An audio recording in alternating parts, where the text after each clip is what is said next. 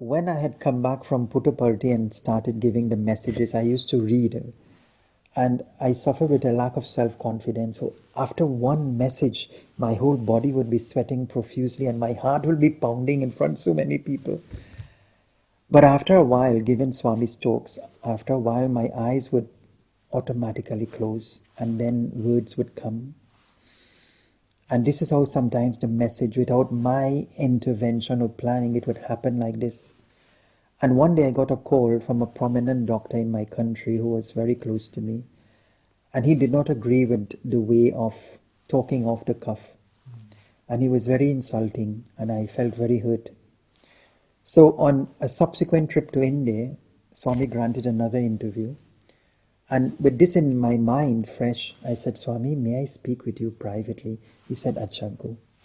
And as he took me into the interview room, he put me to sit down. Swami reaches out and then pinches me on my cheek.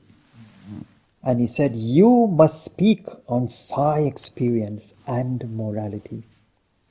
And then I said, Swami, but I don't use any written material. And sometimes my eyes are closed.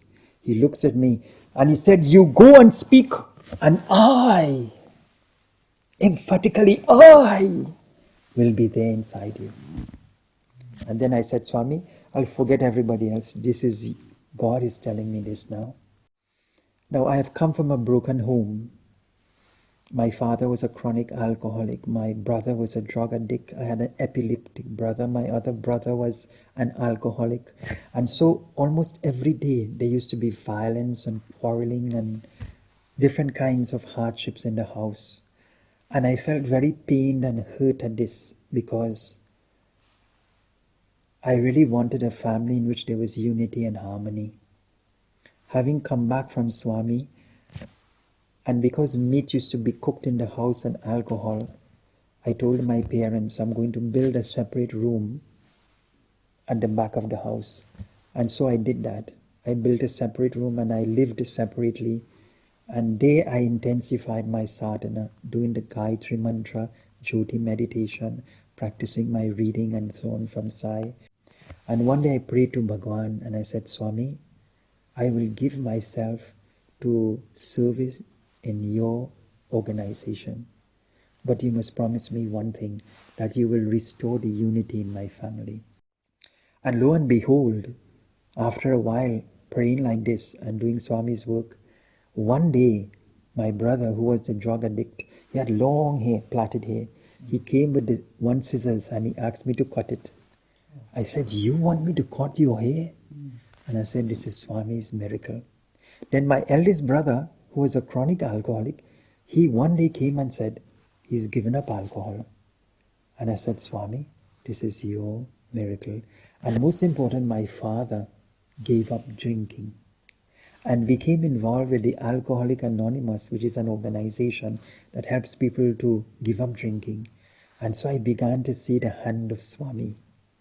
And from my belief now, my brothers gravitated to Sai Baba. They started to read about Baba.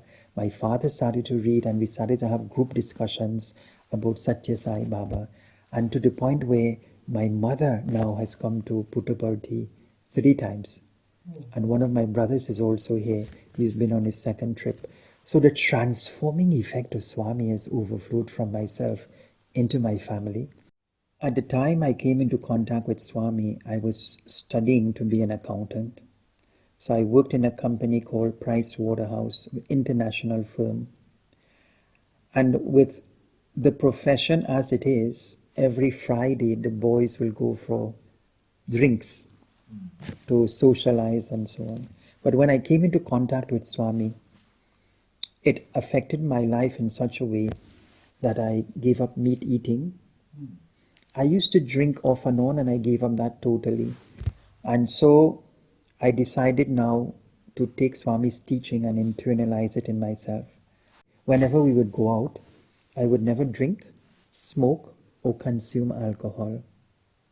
And sometimes I would be made a joke of it by people making comments. And so I used to get a lot of peer pressure, but I stuck very strong to my principles.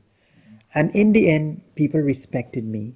That look, Fize could have such a good time And he doesn't drink, he doesn't smoke, he doesn't eat meat. So, in that way, I strived to put Swami's teachings into practice. And there's one teaching of Swami that goes like this: politics without principles, education without character, science without humanity, business without a morality is not only useless but positively dangerous. In striving to do things the right way, I was being opposed by those who were doing it the wrong way. But I held firm to my belief and to my principles, knowing that this is what Swami wanted. And sometime after, now sometimes I would meet friends who I'd worked with and their lives had changed for the betterment. Let's say they got married, they had children, so their lives had to change in order to set a good example. And they would now come back and tell me how they really admired how I stood up for what was right.